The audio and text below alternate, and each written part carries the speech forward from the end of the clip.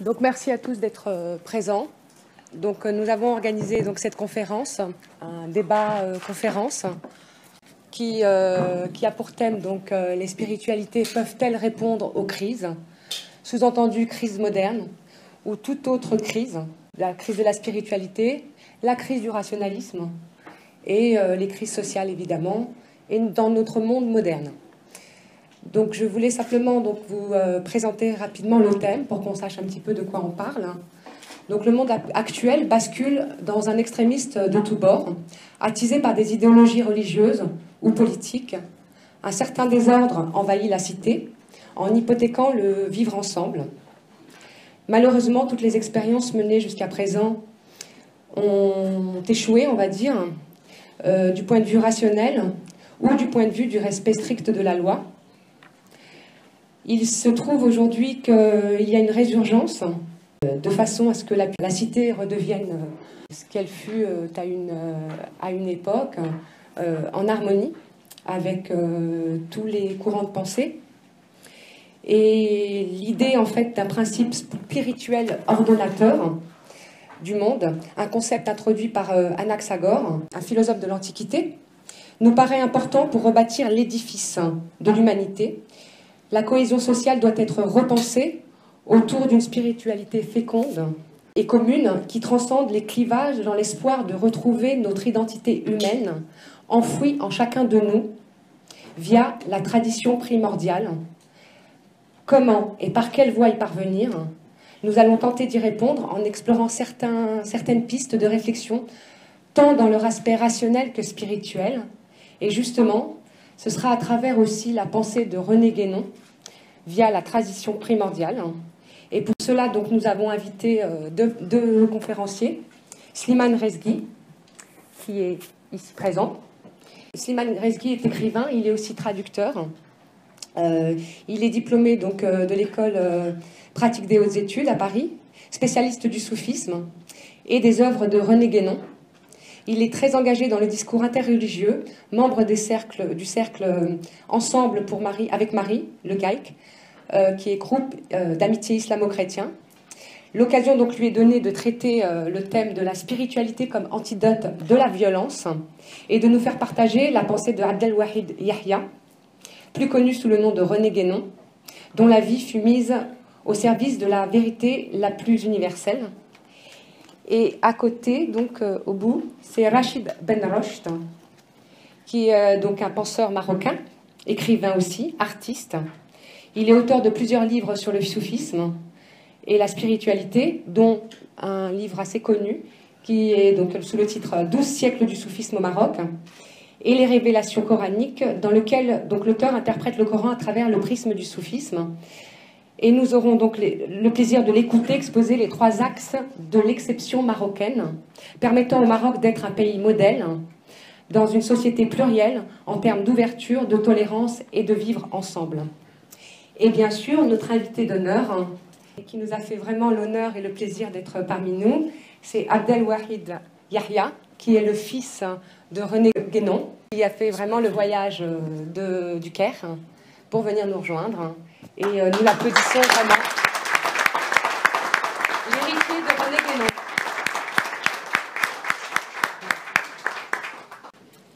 On commence par Monsieur Ben Rocht. Donc les trois axes de l'exception marocaine au Maroc.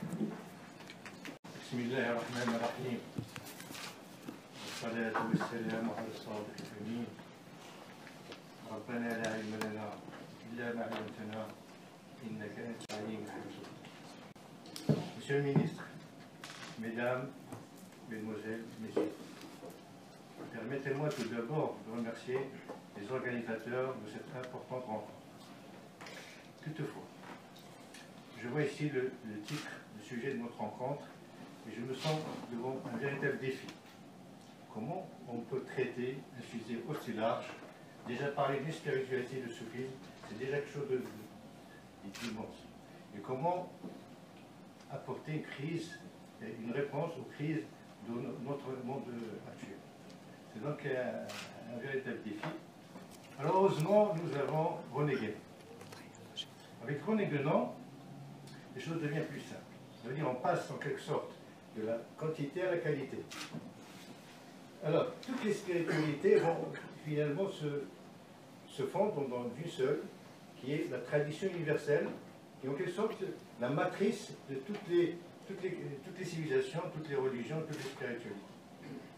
Quant aux crises, aux problèmes de l'humanité, aussi, il se résume, il se ramène à ce que René Guénon appelle le règne de la quantité. C'est-à-dire, notre problème, c'est qu'on est envahi par la quantité. Ce qui veut dire également que nous avons perdu la qualité. Ils sont liés. C'est parce que nous avons perdu la qualité que nous sommes envahis par la quantité. Alors donc la solution, c'est quoi? C'est de retrouver... Ça va pas le son? Hein? Faut rapprocher. Voilà.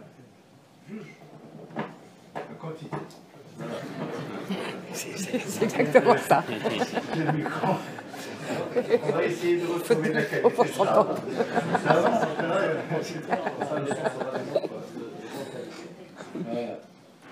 Alors donc, notre problème, c'est la quantité et avoir perdu la qualité. Donc, à ce moment-là, la solution, c'est de retrouver la qualité perdue. Mais qu'est-ce que c'est que la qualité perdue? Alors, René Guénon parle de la parole perdue, la langue perdue, le paradis terrestre perdu. Qu'est-ce qu'il y a encore? Il y a un continent qui est perdu, un continent fabuleux qui est perdu, l'Atlantis. Il y a même un luz, un arbre, le luz qui est perdu. Et puis, sans parler de la tradition judéo-chrétienne, il y a le tabernacle qui est perdu, la loi, là, le support de la loi qui est perdu, le temple de Salomon qui est perdu. Donc, il y a un tas de choses, le Graal qui est perdu pour les chrétiens. Donc, il y a beaucoup de choses qui sont perdues. Alors, évidemment, René Guénon, il passe en revue toutes ces choses, disons, surtout dans son livre Science, symbolisme de la science sacrée, et aussi dans le rôle du monde. Donc il passe, ça ne s'arrête pas, il y a plusieurs d'ailleurs, qu'il considère comme des symboles et qui se ramènent tous à une chose. C'est la perte du centre spirituel, disons universel. C'est-à-dire le centre qui était en quelque sorte l'axe de l'humanité. Évidemment, si l'humanité a perdu son axe, c'est les accès, les perdu. Voilà un peu le chemin que nous trace René Guénon. Je pense qu'il y a plusieurs qui le connaissent. Alors, nous allons suivre ce chemin, le chemin de René Guénon. Et on va donc, puisque, il nous dit que notre problème c'est la quantité. 2, il faut retrouver la qualité perdue. Et cette qualité, ça revient à chercher. Alors, ce centre spirituel, on ne va pas le chercher très loin. On ne va pas aller au Tibet, on ne va pas aller en Mongolie, on ne va pas aller au pôle Nord, on va le chercher au Maroc. Ce qu'on va faire, c'est d'abord montrer qu'au Maroc, il y avait un centre spirituel très important. Et ce centre, il est tout à fait en conformité avec la tradition universelle.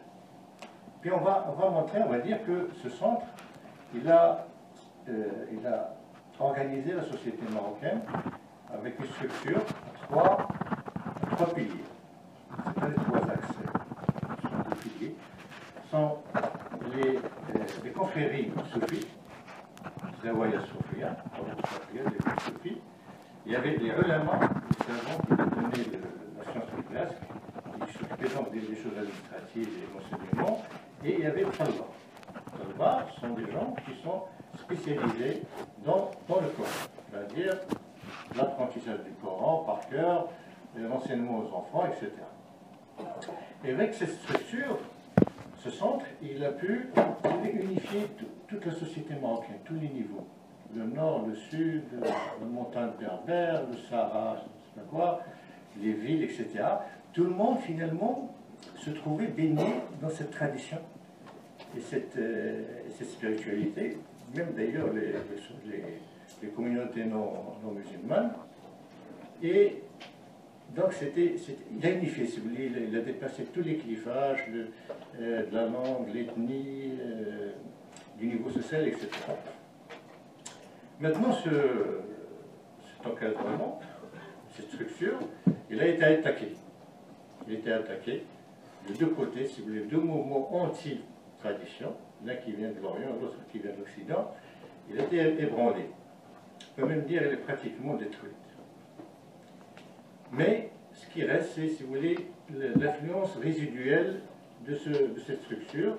Et je pense que ce qui reste de cette influence résiduelle, est suffisante pour expliquer ce qu'on entend par la situation du Maroc, ce qu'on entend par l'exception marocaine. Qui est quoi? Qui est la paix. À un moment où il y a des guerres. La paix tout court et la paix sociale. La deuxième, c'est la stabilité. Le Maroc est stable au moment où les régimes sont déstabilisés. Et troisièmement, le savoir vivre ensemble. Moi, je dis l'harmonie. C'est pas la tolérance, etc. L'harmonie entre les gens, quelle que soit la différence. Alors voilà la réponse que on s'est mis d'accord pour donner. Pour cette grande question, c'est-à-dire donner un exemple pratique, un modèle pratique, que d'abord de sauver, parce qu'il y a un problème quand même, la tradition, elle est en train de s'effriter, donc il faut essayer un peu peut-être de sauver les choses, et puis peut-être de généraliser cet exemple.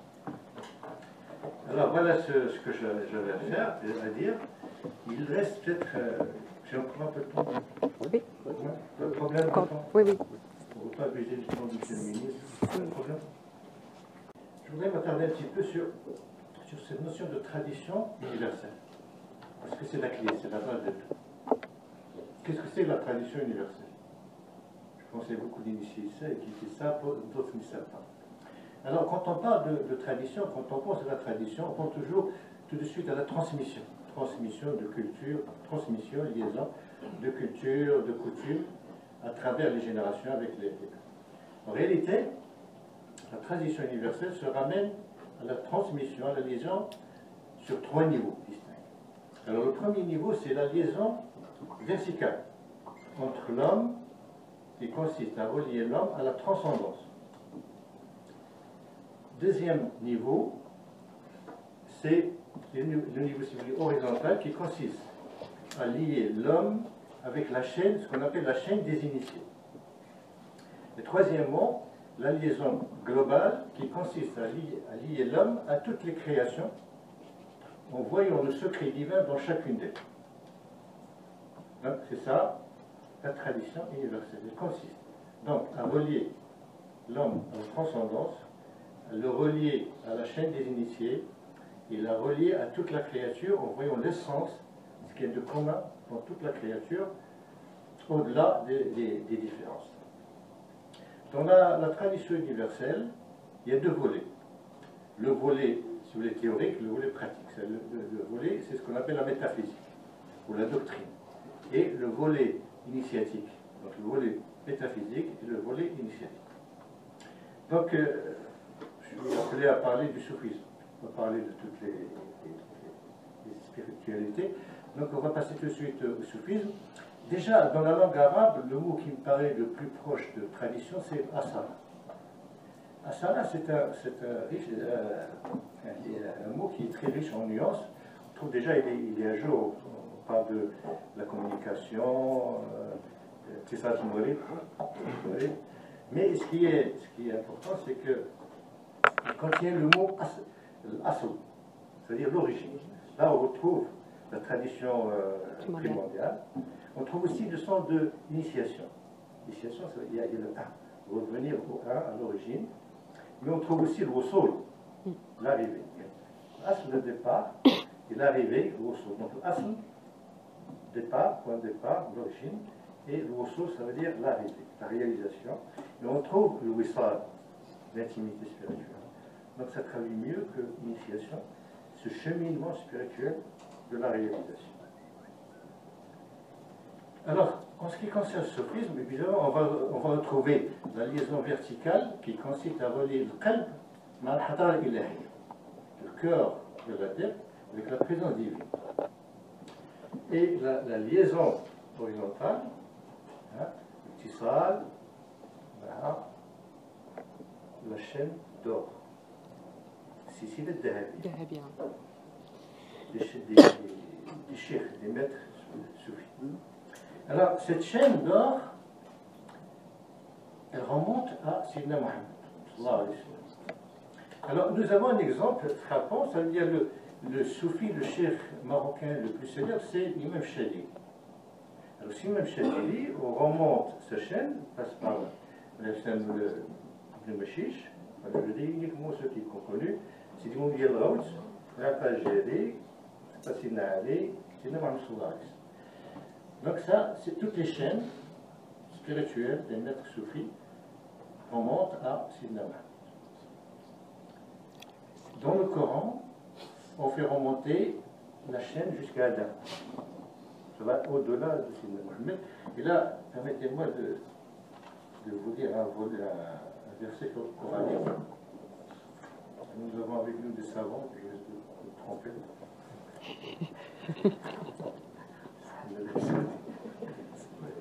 هذا شيء غلط انا راه شويه فرنكوفوني ولا فهمتي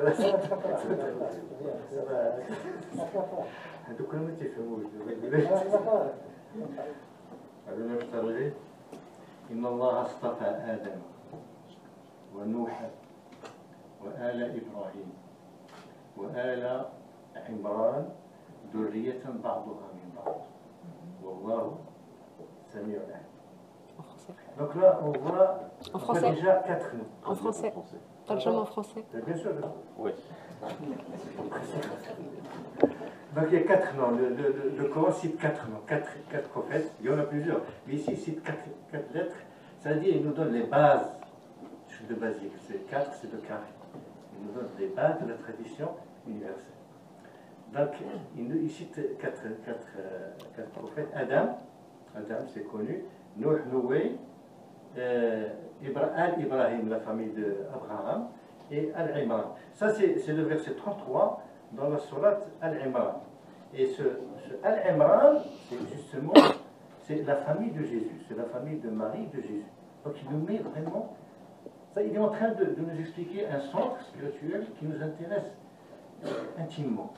Parce que c'est la base, si vous voulez, de la civilisation occidentale dans laquelle on baigne tous à faire. Donc là, on voit tout de suite la chaîne, si vous voulez, des maîtres, des initiés, la chaîne horizontale, parce qu'il dit Adam, Noé, Al-Ibrahim, Al-Imran, Durriyatan ba'daha min ba'd. Donc ils sont reliés, des générations qui passent le relais les unes après les autres. Évidemment, la chaîne continue, mais là, il s'arrête là parce qu'il va nous parler d'un centre spirituel très important qu'on appelle Al-Imran. Donc, nous voyons déjà la liaison horizontale, mais nous voyons tout de suite la liaison verticale. Inna Allah, commence Safa Adam. Dieu a élu, ou la liaison avec Adam. Et dans un autre verset, wa Adamu min turab. Donc il descend du haut, voilà. Inna Allah, il descend jusqu'à la base qui est la terre. Et là, ces noms ne sont pas choisis au hasard parce qu'ils correspondent avec des éléments de la nature, la terre, l'eau, le feu et l'air. Donc il descend, Inna Allah astafa, Dieu a élu Adam. Adam, il est en rapport avec la terre. Et après, on va monter graduellement. Noé, c'est l'eau. Et après, on va monter. Ibrahim est en rapport avec le feu, parce que dans le Coran, on dit Ibrahim, on l'a mis dans le feu, ça n'a rien fait. Donc il avait une certaine affinité avec le feu. Le feu, ça veut dire l'amour libre, la passion du cœur. On monte donc le feu, et puis on monte à Isa. Jésus est en rapport avec l'air, parce que Jésus, il provient du souffle divin, Kalimatullah, le souffle divin, et il avait le pouvoir du souffle. Il guérissait les malades, il vivait avec le pouvoir du souffle. Donc il est en rapport avec l'air. Et puis après il dit Wallahu Sami'ul Alim, donc il remonte. Donc par-delà, on va à la terre, on monte petit à petit, on va. Et on va voir ce mouvement entre ciel et terre qui va se répéter tout le temps. Avec ce même chiffre 4, il va nous introduire dans tout. Parce que voilà, nous avons la liaison milliards de galaxies. Dans chaque galaxie, il y a des milliards d'étoiles, dans chaque étoile sont des soleils.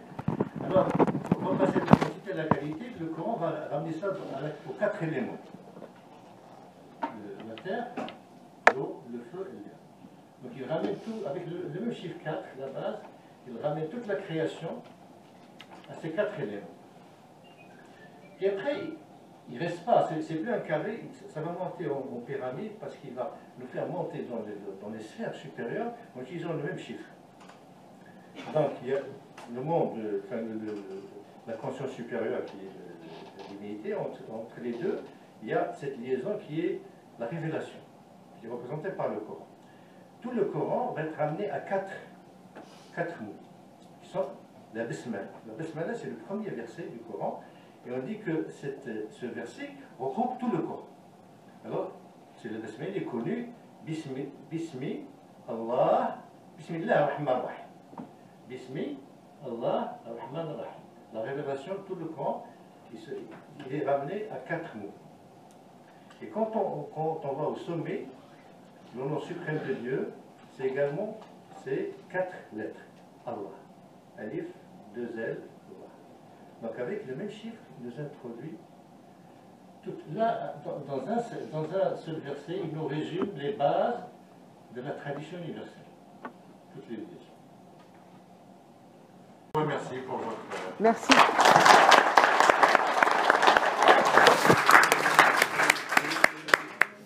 Donc après nous avoir fait voyager dans les dimensions transcendantes, verticales et horizontales, nous allons donc maintenant écouter Slimane Rezki, qui lui donc va nous parler du thème de la spiritualité comme antidote à la violence, et bien sûr nous parler à travers donc ce thème de la pensée de René Guénon, pour lequel Slimane est le spécialiste, et un des meilleurs spécialistes, en tout cas en France.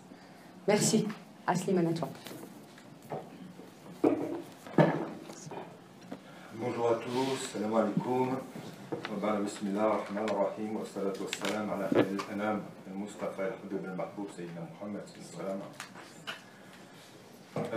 Je tiens d'abord à remercier beaucoup de gens, beaucoup de personnes qui sont à l'origine de cet événement, toute l'équipe organisationnelle, tous les gens qui ont permis que ça se fasse. Je suis honoré d'être parmi vous, d'être présent, Monsieur le Ministre, à côté de vous, d'être présent en cette terre que j'aime par-dessus tout, le Maroc, qui, avec l'Égypte, est ma terre de prédilection. L'Égypte, comme vous le comprendrez, étant liée à René Guénon, mais pas seulement, puisque c'est une terre où la sainteté s'est diffusée. Et ce qui est très étonnant, c'est que la plupart des grands saints qui sont enterrés là-bas, dont Sidi Abou Hassan al-Chadili, sont quasiment tous originaires du Maroc. Être avec Sidi Abdel Wahid, le fils de René Guénon, avec qui nous avons créé une fondation, René Guénon, qui a pour but avant tout de préserver l'œuvre et de favoriser sa diffusion et sa compréhension. Et j'espère que cette diffusion sera possible ici au Maroc, car je pense, et je m'en expliquerai, que l'œuvre de René Guénon aujourd'hui est centrale. Elle est vraiment nécessaire aux crises que nous vivons aujourd'hui, qui est le thème donc de notre intervention aujourd'hui, crises multiples comme nous allons le voir, et ce pour plusieurs raisons. D'abord parce que quand on a parlé tout à l'heure d'élection, je pense que René Guénon fait partie de ces gens qui ont joui d'une grâce et qui a bénéficié d'une intuition intellectuelle et spirituelle sans précédent, du moins pour notre époque, et qui a su, en une terminologie non dogmatique, à faire passer un message qui nous met face aux réalités et non simplement à leur expression théorique. C'est-à-dire qu'au-delà du symbole et du signe, René Guénon va nous emmener à la signification des choses et nous permettre de comprendre assez rapidement quand on le lit qu'au-delà de la dimension cultuelle et dogmatique, il y a une dimension purement spirituelle qui nous concerne tous de façon personnelle. Et c'est de cette dimension dont je vais parler comme clé universelle de réponse aux crises actuelles.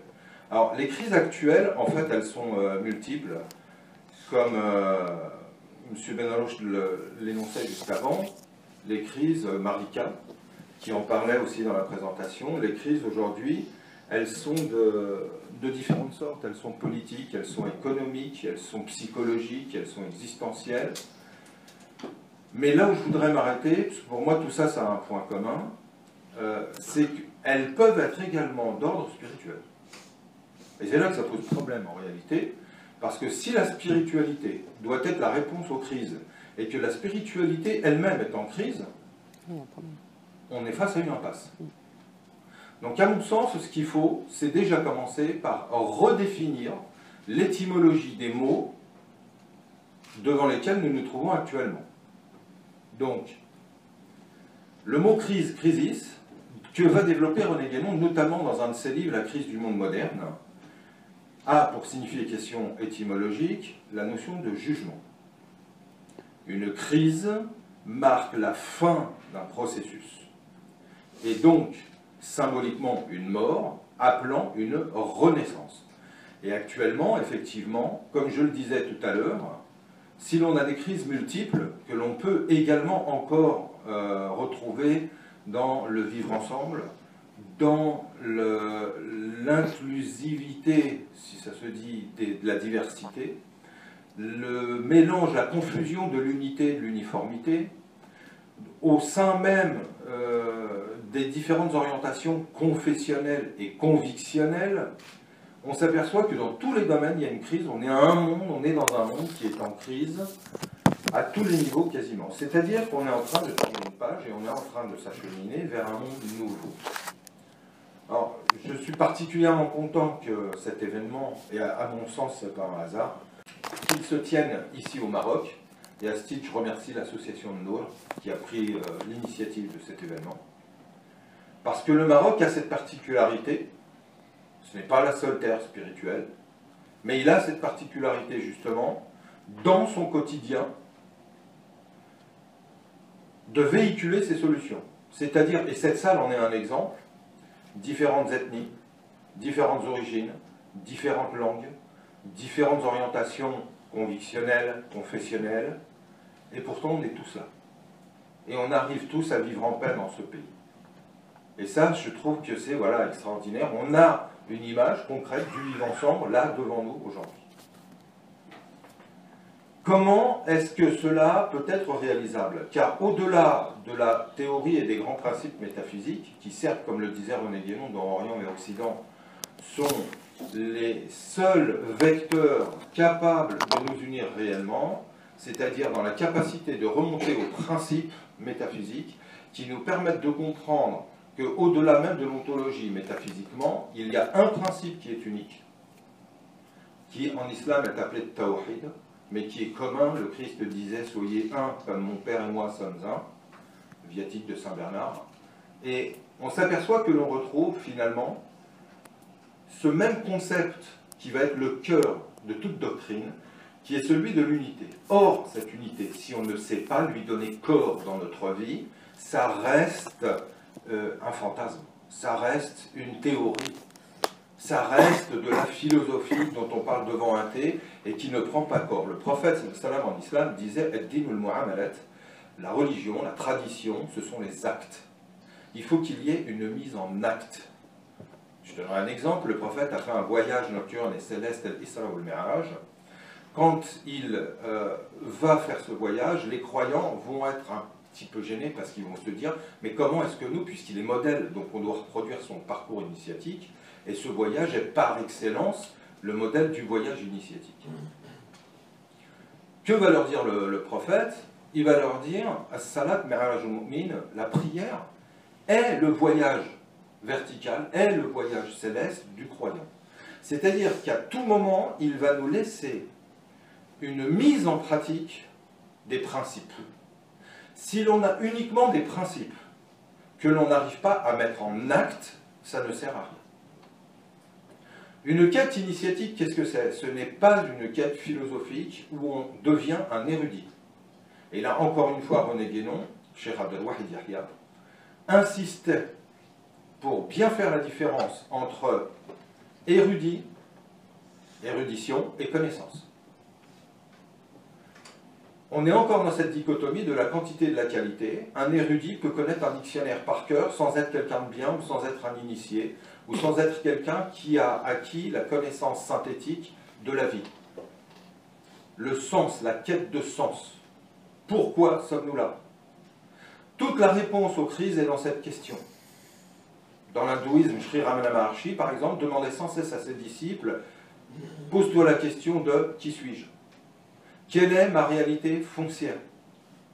À quoi sert ma vie? Au-delà de mes titres, au-delà de mes fonctions, au-delà de mes aspirations, qui suis-je? Tant que l'on ne va pas au cœur de cette question qui était sur le frontispice de l'école de Platon, et qui était également, certains pensent que c'est un hadith, certains pensent que c'est une parole de sage de l'imam Ali ou d'autres, qui dit « celui qui se connaît lui-même, qui connaît son âme, connaît son Seigneur », qui pourrait être fruit de multiples interprétations.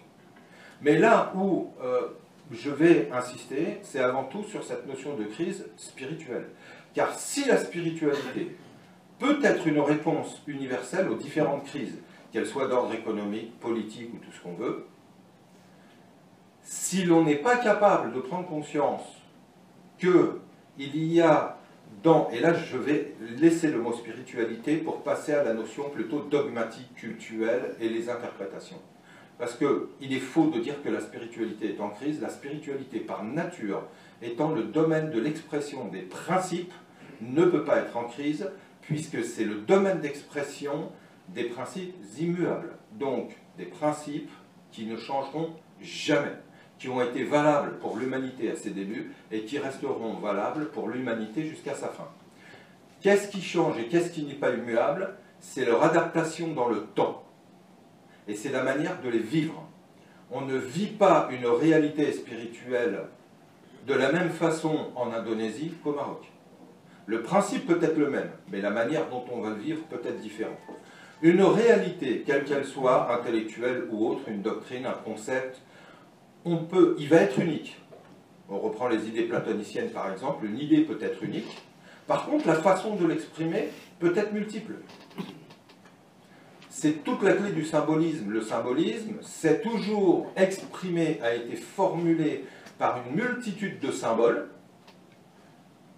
et pourtant, très souvent, il n'y a eu derrière tout cela qu'une seule expression. Je vais donner un exemple. On prend un pont qui sert à relier deux rives, sa fonction, elle est d'unir.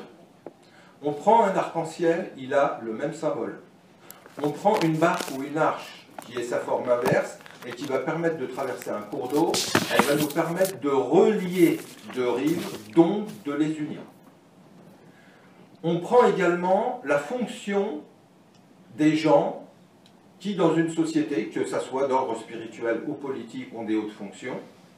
Leur fonction est avant tout de promouvoir l'union au niveau du peuple, de préserver leur diversité tout en mettant en avant ce qui constitue leur unité. Donc là, qu'est-ce qu'on vient de faire? On vient de voir à travers 4 symboles une seule et même réalité. On prend par exemple dans le christianisme la fonction suprême, le pape pontife. Pontife, son rôle c'est d'être un pont entre ciel et terre. Quand on reprend la même fonction dans le taoïsme, le Wang, il a exactement la même fonction, c'est-à-dire qu'en chinois, il s'écrit avec 2 barres horizontales qui représentent le ciel et la terre, et au milieu, on va avoir le Wang, c'est-à-dire l'homme, dans sa fonction médiatrice, qui est représenté par une croix, c'est-à-dire le symbole de l'homme accompli dans ces deux dimensions, horizontales et verticales. Donc, quel est le problème aujourd'hui que l'on rencontre face à notre situation où les religions prennent de plus en plus de place, et très souvent, elles le prennent mal. Ce n'est pas la religion ou la tradition en tant que telle qui pose problème. C'est les interprétations qu'on en donne. Le gros problème, et du moins c'est mon avis, on va voir différents types de courants réformistes, par exemple, entre le 18e, le 19e, etc., qui vont avoir des options différentes face, par exemple, à l'impérialisme, au colonialisme, face à un monde qui pose des nouvelles questions auxquelles on n'a pas de réponse. L'Occident y a été confronté au XIXe siècle, et on a d'ailleurs toute la théorie nietzschéenne de la mort de Dieu, qui en réalité est la mort de Dieu dans vos cœurs, c'est-à-dire votre incapacité à répondre spirituellement aux défis de votre temps. Or, c'est face à ça qu'aujourd'hui, nous sommes également confrontés, mais non plus au niveau d'un lieu géographique ou d'une période particulière, c'est mondialisé. La mondialisation fait que le problème aujourd'hui, il est entre nos mains à tous, et on est tous confrontés au même problème en réalité. Hein, je rappellerai que dans les violences aujourd'hui que l'on connaît, les premières victimes sont les musulmans. Le problème de l'interprétation. Alors, je vais en donner un exemple, c'est banal, mais qui vous permettront de comprendre que quand le prophète parlait, il parlait des fois au propre et il parlait des fois au figuré. Mais il parlait aussi de telle façon à ce qu'un même enseignement puisse être compris de 2, 3, 4, 5, 6, 7 façons. D'une manière sociale et d'une manière spirituelle. Alors, je vais donner 2 exemples. À un moment donné, dans les débuts, constatant que les Arabes de l'époque avaient gardé des habitudes où les mœurs étaient parfois légères et l'adultère était assez commun, le prophète va de façon figurée essayer de prévenir en disant à l'avenir, essayer d'avoir un minimum de maîtrise dans ce domaine-là. Et donc, qu'est-ce qu'il va dire? Il va dire, si vous avez trop d'eau chez vous, évitez d'aller arroser le champ du voisin. Donc, dans le figuré, je vous laisse comprendre ce que ça veut dire. C'est la femme du voisin, essayer d'éviter ce genre de problème, etc. Les gens, certaines personnes, l'ont prise au propre. Et sur leur parcelle de terrain, quand ils avaient un surplus d'eau et que le voisin n'en avait plus, ils ne voulaient pas le randonner. Ah non, non, le prophète, il a dit, je ne dois pas arroser le champ de mon voisin. Donc là, on est dans un problème d'interprétation. Et ça, il y en a énormément. Je prends un deuxième cas. Quand le prophète va et reprend la Mecque aux polythéistes, aux païens, il réinvestit les lieux, il arrive, il rentre, et il va y avoir tout un ensemble d'événements qui vont se passer, qui sont tous d'ailleurs très très symboliques. La première des choses, c'est qu'il va tourner autour d'un cube, c'est-à-dire que là, on a à nouveau ce qu'on appelle le tawaf en islam, c'est-à-dire qu'on a la jonction d'une sphère et d'un carré, donc de 2 opposés.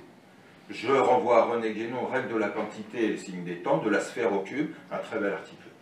Il fait le tour et il va faire tomber les idoles. Il y en a combien? 360.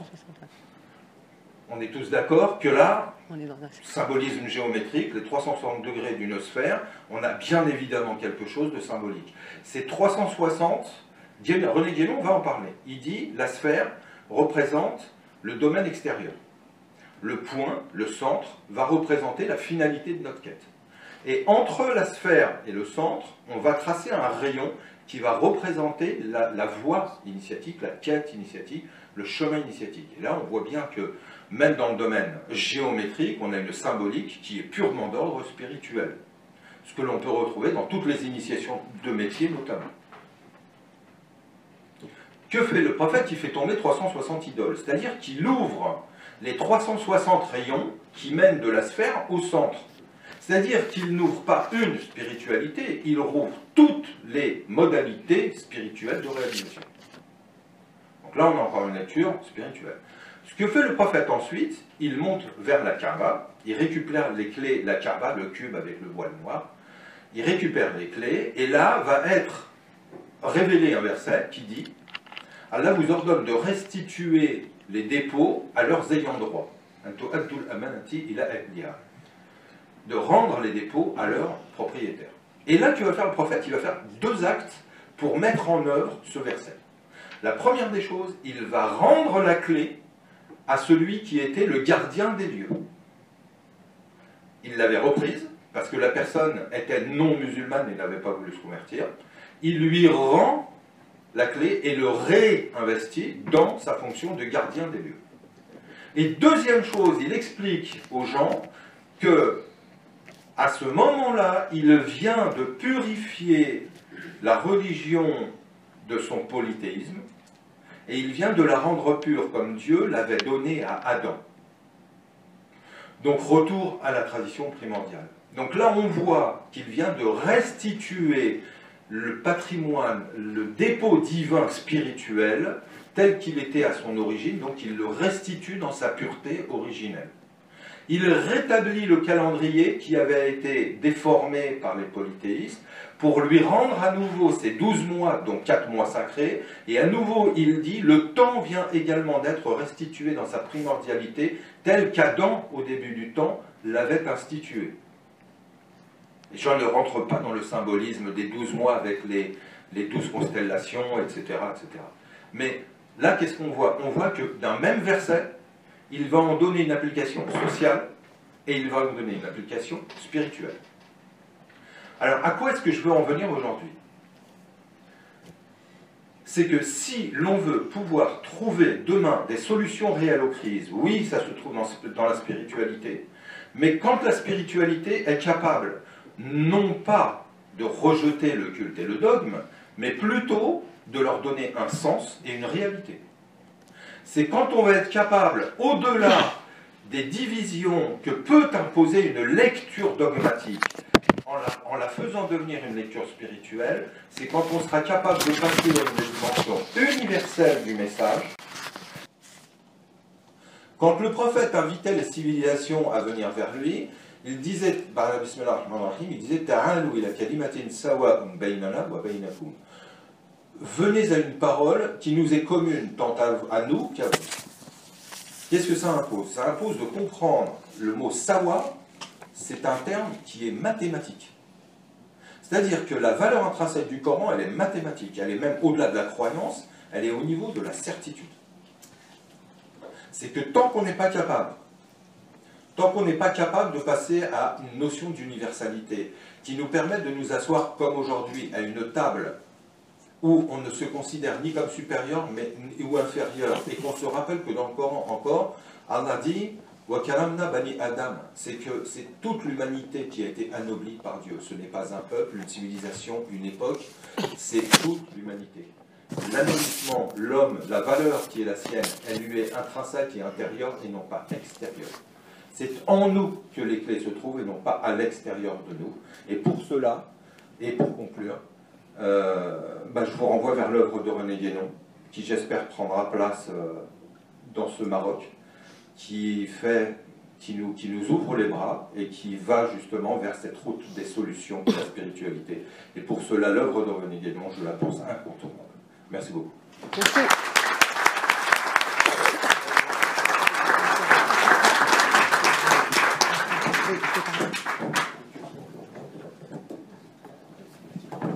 Donc, je vous remercie, c'est pas fini. Il va y avoir donc maintenant les questions, si vous avez des questions. On va laisser Monsieur le ministre. On remercie vraiment Monsieur le ministre d'être là et de nous dire quelque chose par rapport à son impression de ce qu'il vient d'entendre. Merci. Bismillahirrahmanirrahim. Salatu wassalamu ala sayyid al-mursalin wa ala alihi wa sahbihi ajma'in. الحقيقة أنني حضرت وأردت أن أشارككم هذا اللقاء الممتع، لكن ليس ضرورة أن أتحدث. يفترض في السياسي أنه كلما حضر في اجتماع إلا وتحدث، والحال أن السياسي يشتغل في السياسة وليس بالضرورة فيلسوف، فأنتم تعرفون مواضيع فلسفية. Je vais essayer de parler français même si je n'en parle pas bien. Je suis ministre et un ministre ne doit pas intervenir dans tous les conférences et parler dans tous les champs. Un ministre, c'est la politique. Vous maintenant, vous parlez philosophie. Et je crois qu'il y a une grande distance entre les deux. Hein? Peut-être qu'il y a des liaisons, mais je ne peux pas les découvrir. Mais je peux dire un mot. Il faut, en premier lieu, fixer de quoi s'agit-il. on parle des crises. Bon, les crises, ce n'est pas une. Les crises sont énormes dans notre monde moderne.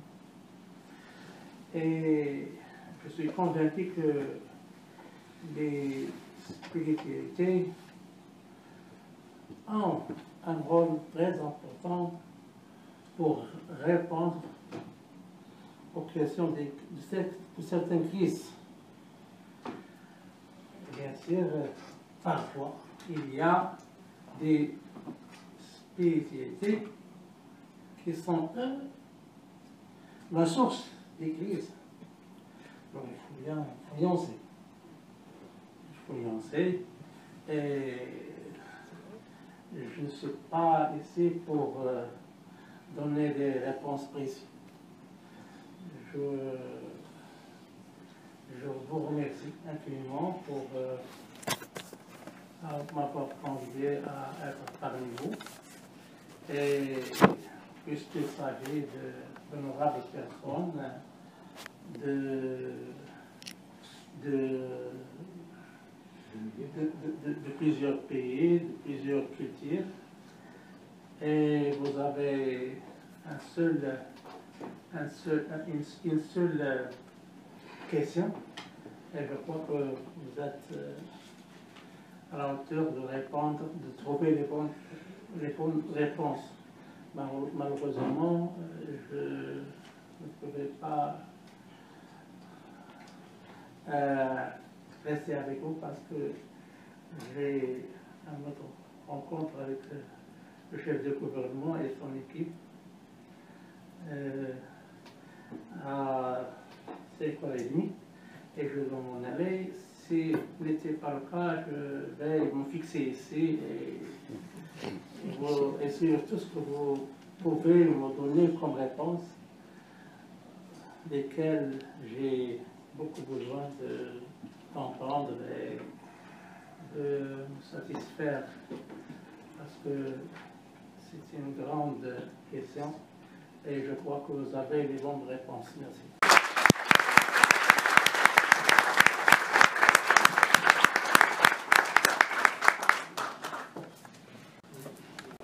Merci beaucoup. Avant de laisser la parole donc, au public pour des questions à M. Ben Rushd et à M. Rezghi, je voudrais juste vous signaler que dehors, je pense à la sortie, il y a les œuvres des auteurs, en l'occurrence la biographie, donc la dernière de René Guénon, de Slimane Rezghi, qui est donc L'homme et le sens de la vérité, donc disponible juste à la sortie, chez Altoulac. Donc on va continuer la conférence et donc les débats. Donc la parole va circuler. Alors, on va prendre deux questions et on continuera après. C'est Amit. Je vous remercie les conférenciers et je voudrais dire que j'ai remarqué que la spiritualité dont vous avez parlé n'était qu'une spiritualité religieuse. N'existe pas, ou bien est-ce que la spiritualité est le monopole des religions? Et est-ce que les spécialités non religieuses n'est pas celle justement qui est à même de régler les problèmes du jour? Voilà, je vous remercie. Une autre question? Deuxième question ici. Oui, bonjour. Je vous ai écouté attentivement et cela a soulevé en moi quelques interrogations. La première, c'est lorsque vous parlez de la spiritualité primordiale qu'Allah a restituée. Mohamed, le prophète, a restitué la spiritualité primordiale. Mais de quelle spiritualité on parle? Ça, c'est la première chose. Parce que quelque part, je ne maîtrise pas le Coran, donc pardonnez mon ignorance, mais je crois que ça doit être la troisième sourate.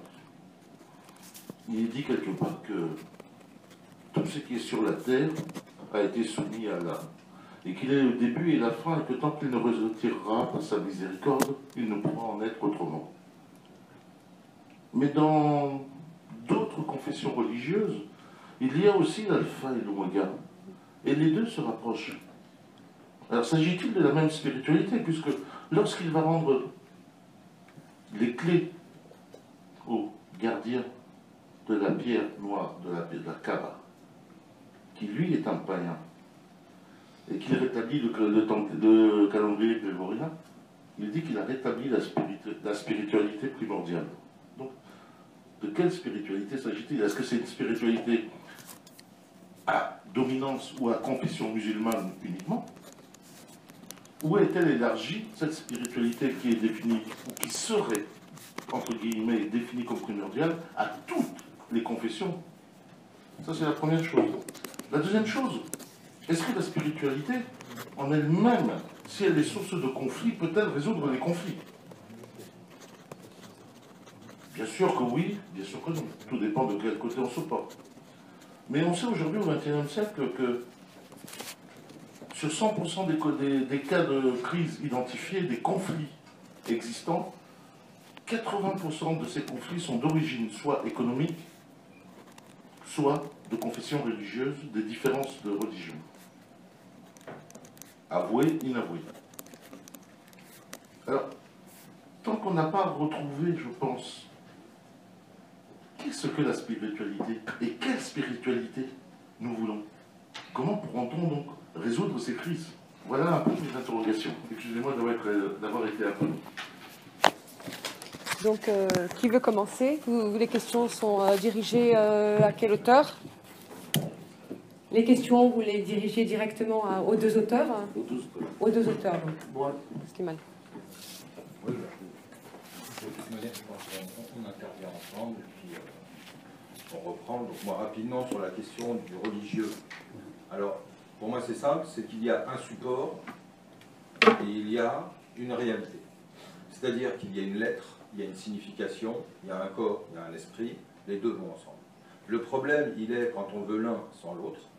C'est-à-dire quand on veut une spiritualité sans religion. La religion, c'est tout simplement le message formulé qui est porteur de cette spiritualité, sans le message et sans la lettre. Comment en tirer la sève? Comment en tirer la quintessence qui, elle, est d'ordre spirituel?